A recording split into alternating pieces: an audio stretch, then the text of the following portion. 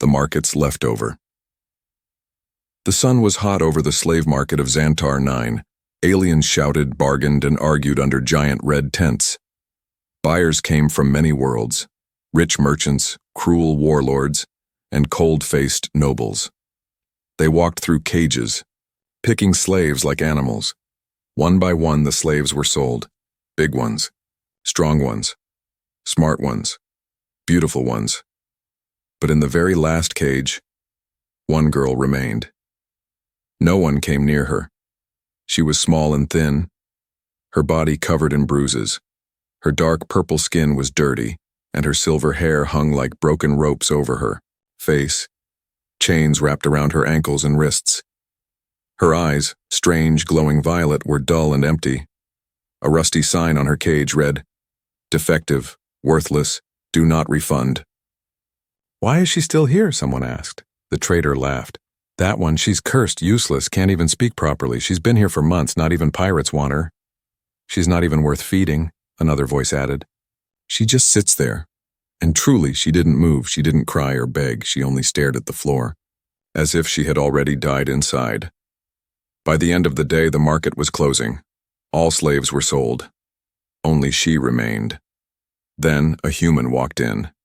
He was tall, wearing a long coat with dust on his boots. A scar ran across his face. He looked like a traveler, maybe a bounty hunter. His eyes scanned the cages, but they were empty now. The market was closing. Then he saw her. He stopped in front of the last cage. The chained girl didn't even lift her head. But he stared. "Who's this?" he asked. The trader snorted. "A waste of space left over. If you're looking for real slaves, you're too late." "What's her name?" "No name, doesn't speak. We call her the Cursed One. Take my advice, don't touch her."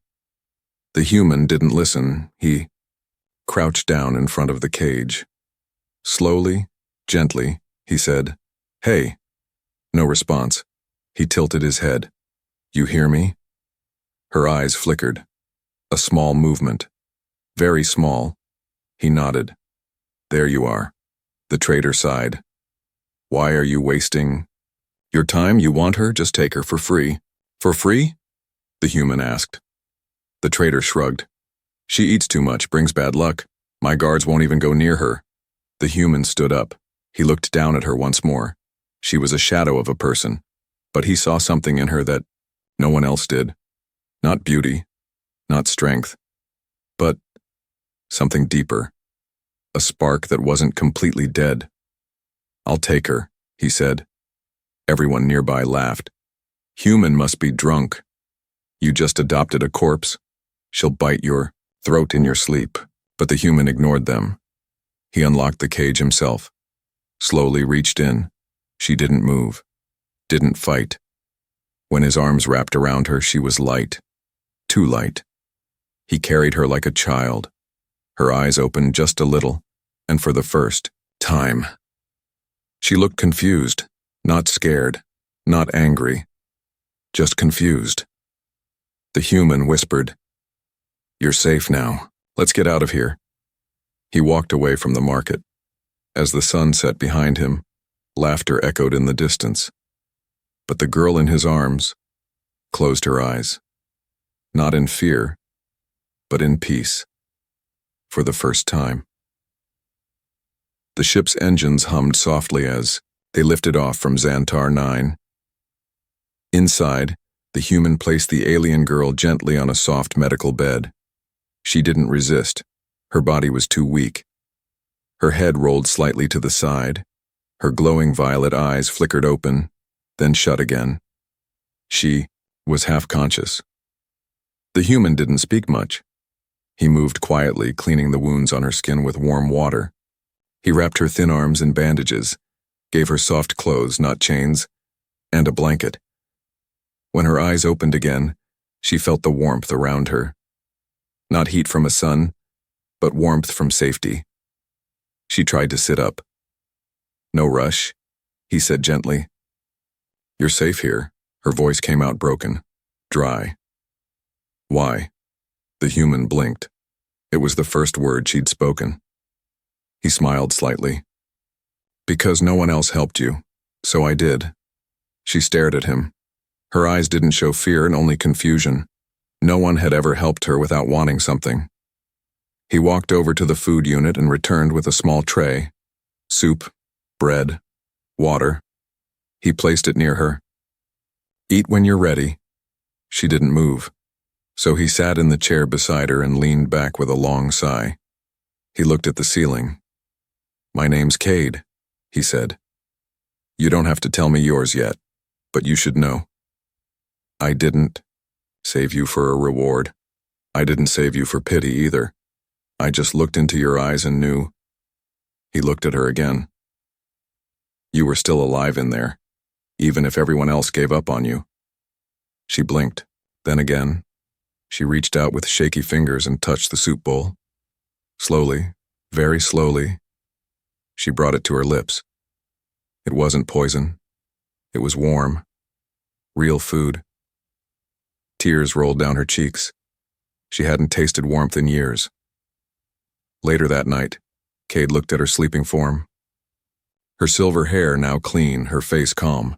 He turned to his ship's AI. "Scanner," he ordered. The AI beeped. "Scanning life signs. Scanning genetic code. Alert. Unknown species. Part Kirani. Part something else." Something else?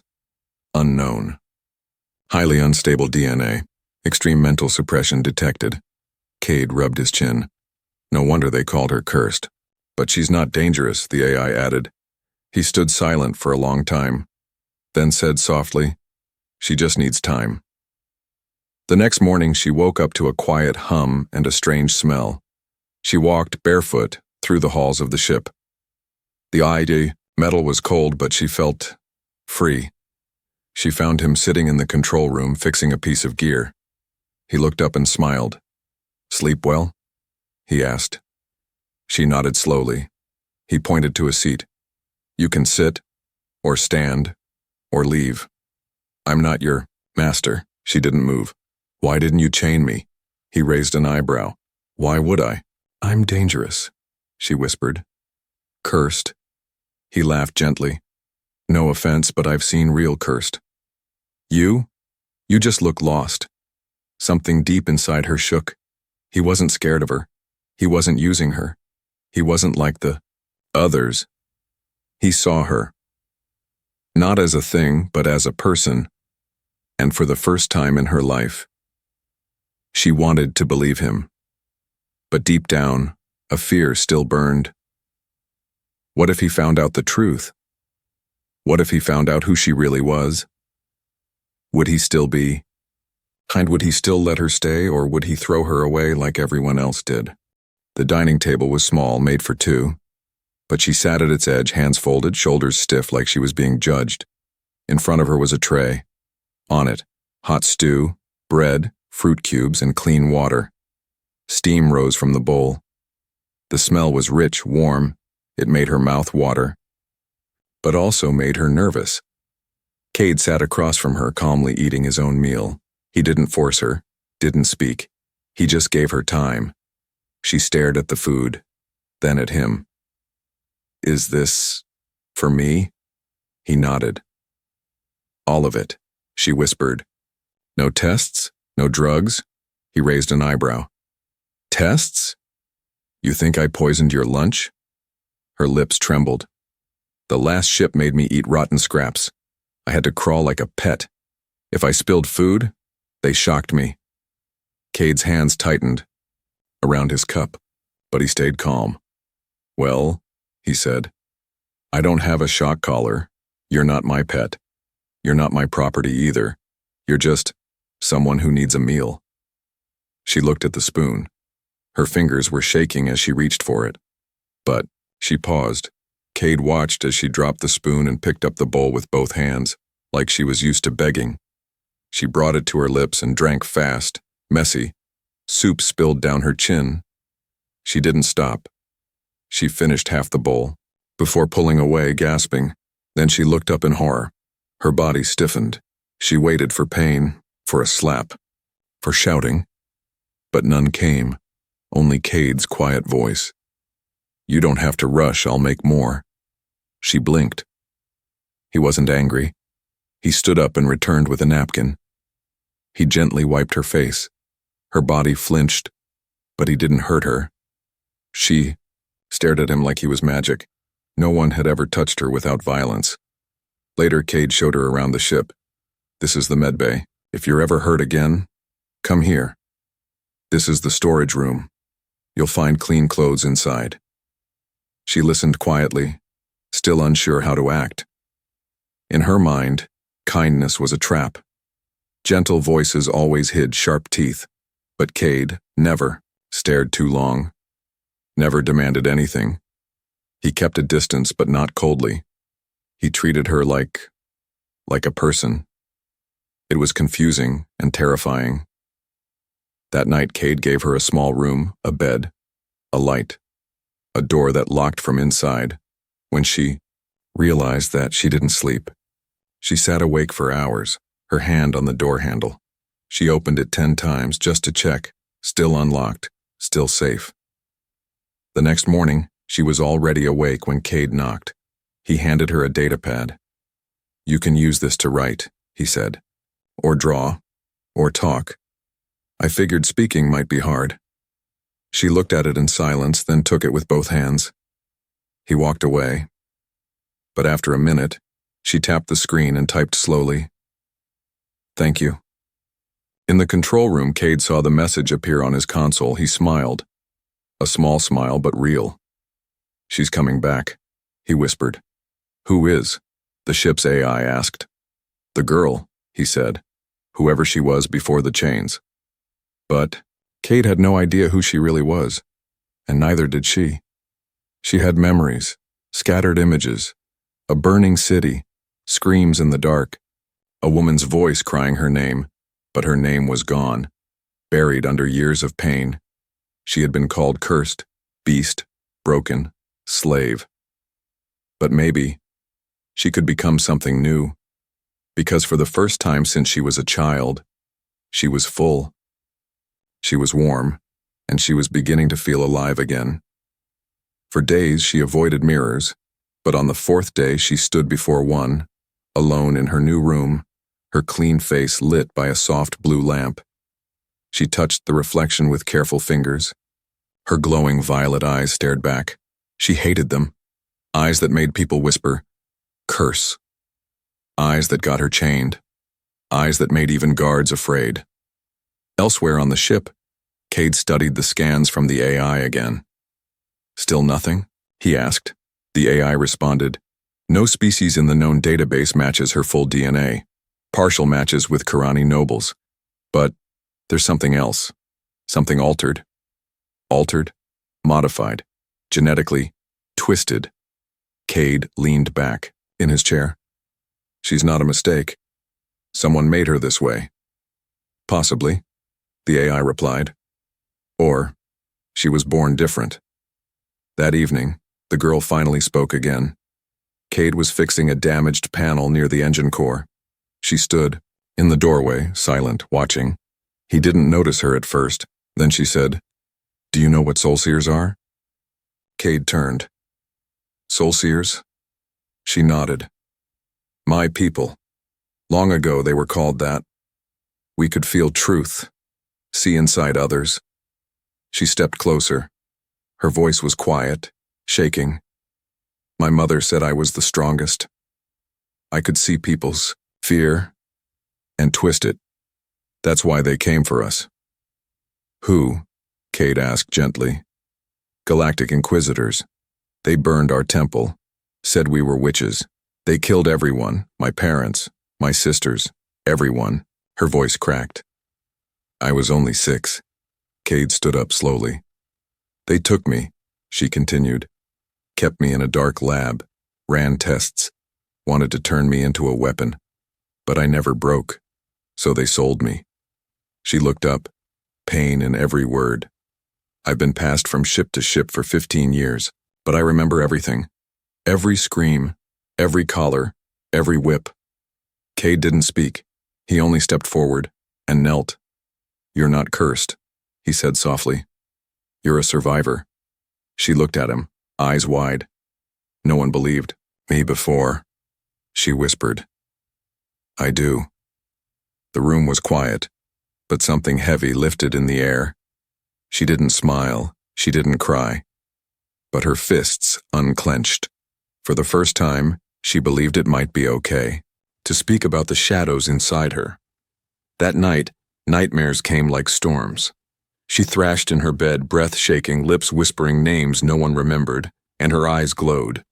Cade burst into her room as alarms beeped. She was floating, just a little, above the bed. Energy sparked from her fingers. Her hair lifted in the air. The air in the room became cold.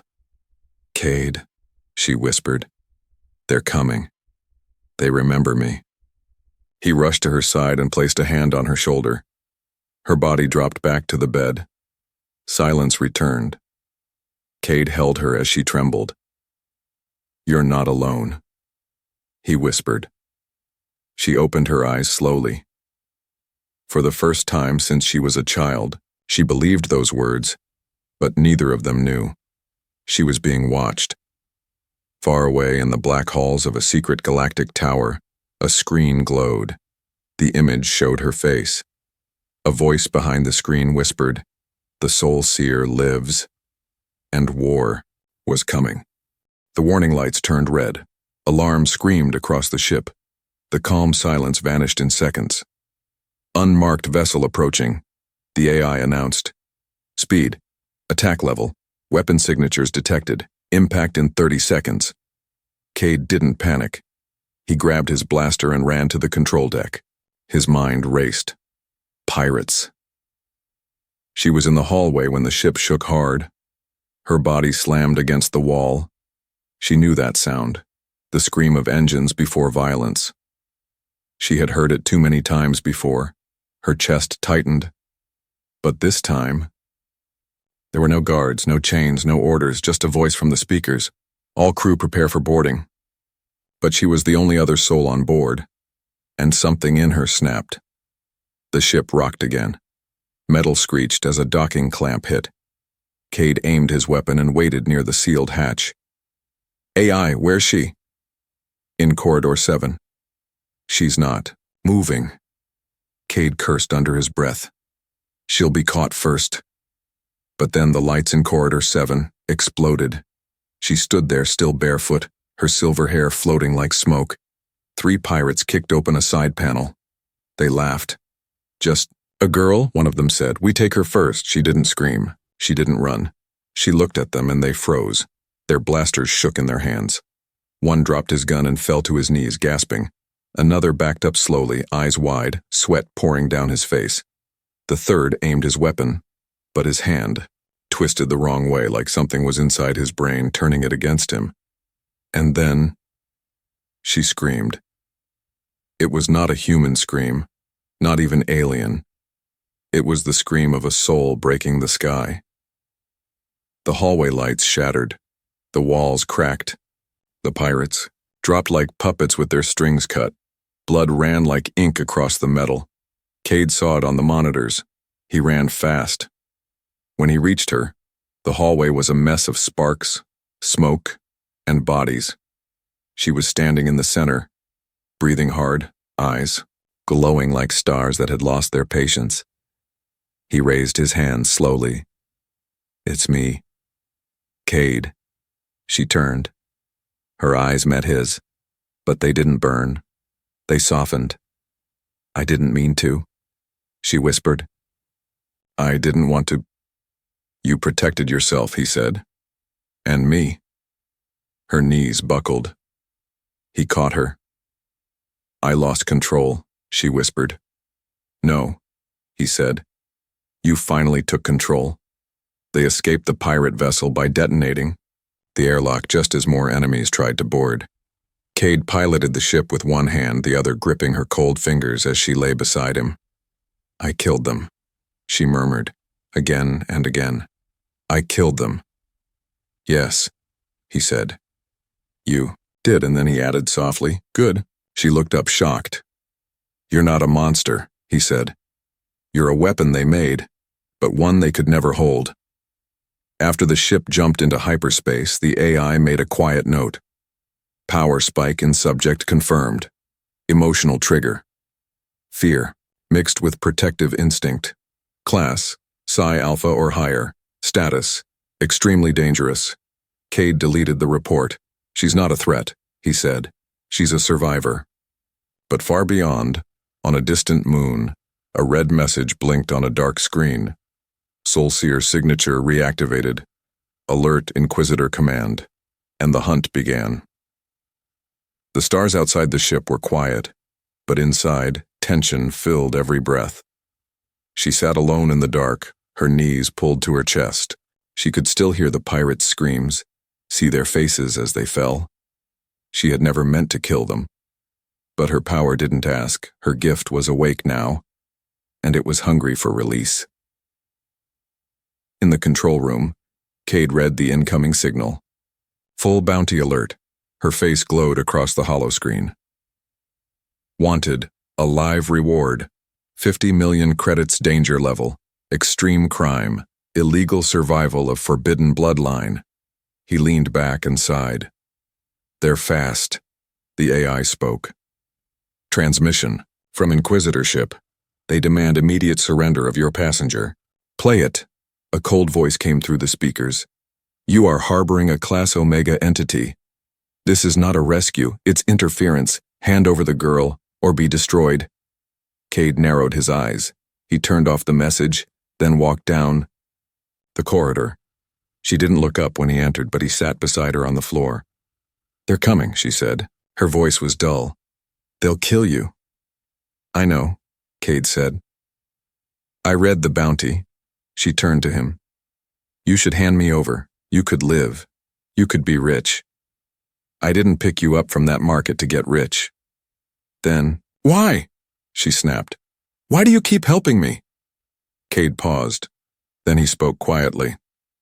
Because I've seen monsters, real ones, the kind who smile while hurting others, the kind who destroy planets and call it peace. He looked at her. You're not one of them. She stared at him. But I killed to protect, he interrupted. That matters. He stood up. We have a choice. Hide, or run, or fight. Her voice shook. They will never stop. I'm a walking target. Wherever I go, people die. Cade didn't argue. Instead, he walked over to the ship's cargo hold, pressed a button. A secret compartment opened. Inside it, weapons, armor, supplies. She followed him, shocked. You were a soldier? No, he said. Worse. I was a peacekeeper. She blinked. What does that mean? He smiled slightly. I saw too much to believe in peace anymore. Then his voice grew serious. But I still believe in people, especially the ones who were never given a chance. He held out a device. This is a signal scrambler.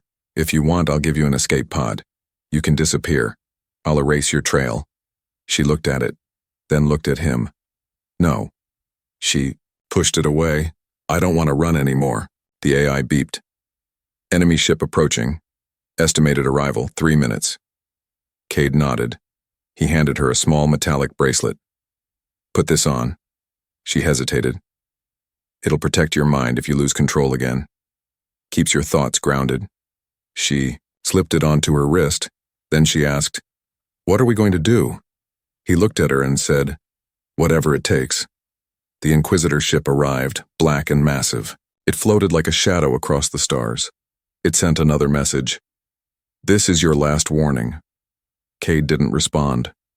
He powered up the ship's engines. She's not going back, he said. Inside the enemy ship, an Inquisitor frowned. Prepare to disable their vessel. Bring them both alive.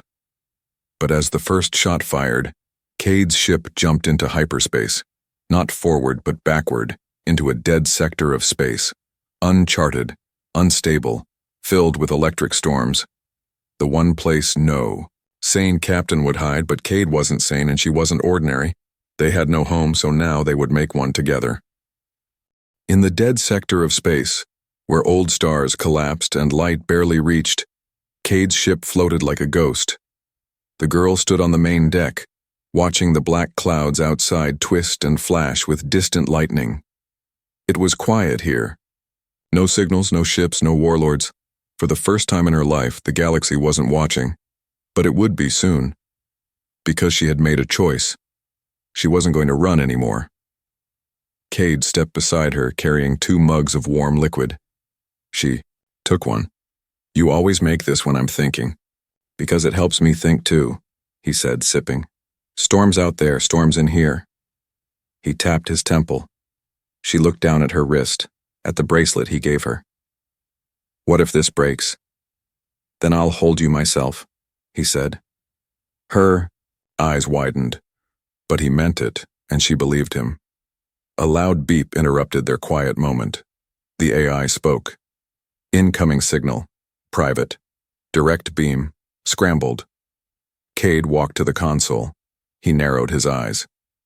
It's from inside the Inquisitor. Fleet. He clicked accept.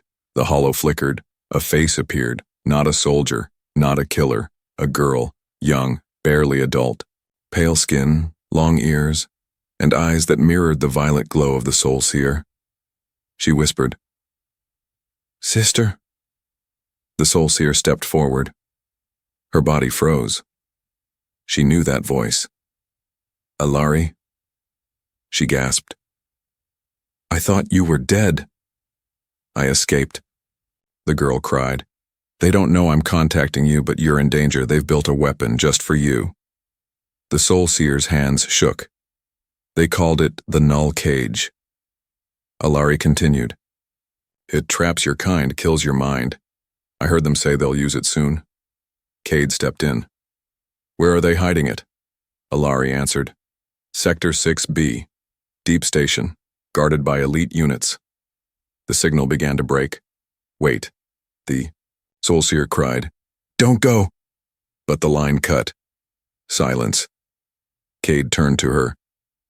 If they use that weapon, your powers won't save you. Her eyes burned with something new. Not fear. Anger. 3 days later, Cade's ship dropped out of hyperspace, near a hidden black station orbiting a dying moon. Dark metal. Cold lights. No communication. Cade looked at her. Are you sure? She nodded. They built this cage for me. Now I'll break it. He tossed her a cloak and smiled. Let's give them something to fear. They entered the station through a forgotten service tunnel. Cade moved ahead, silent like a shadow. She followed, no longer afraid. Each step reminded her she was not what they called her, not cursed, not broken. She was chosen, not by gods, not by power, but by one human, who refused to see her as worthless. They reached the control room. The Null Cage's power core glowed. Inside a glass vault, guards appeared, armored, ready, trained to kill. Cade pulled his blaster. We hold here. But she stepped forward. No, she whispered. Her bracelet beeped, overloaded. She ripped it off and dropped it. Then, she screamed. Not in pain. In fury, a wall of invisible energy erupted from her. The guards collapsed, choking on their own memories, facing fears they'd buried years ago. Glass shattered. The vault melted. Alarms rang across the station. She raised her hand. The Null Cage's power core twisted and exploded. Back on their ship, they flew hard into the chaos. The Inquisitor fleet had arrived, but too late. A burning trail followed behind them. The station crumbled into ash. And with it, the last cage ever made for her kind. News traveled. Fast. Every star system heard it. The Soul Seer had destroyed the weapon built to kill her.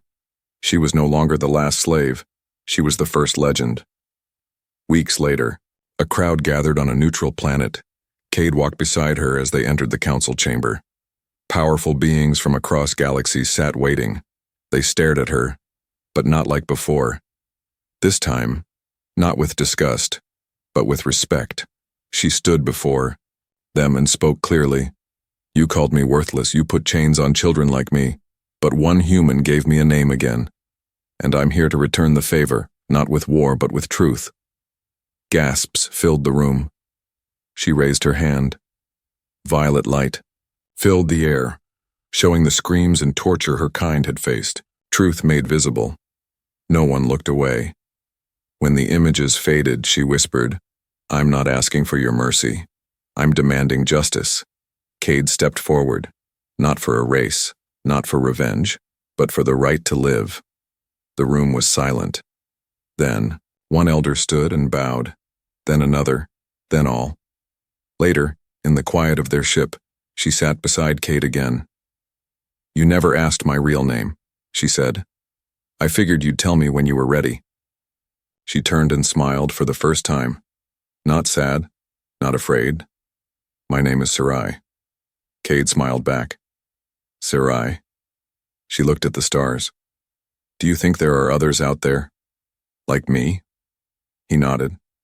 "And now they'll know they're not alone." She reached for his hand, and this time she wasn't the one shaking.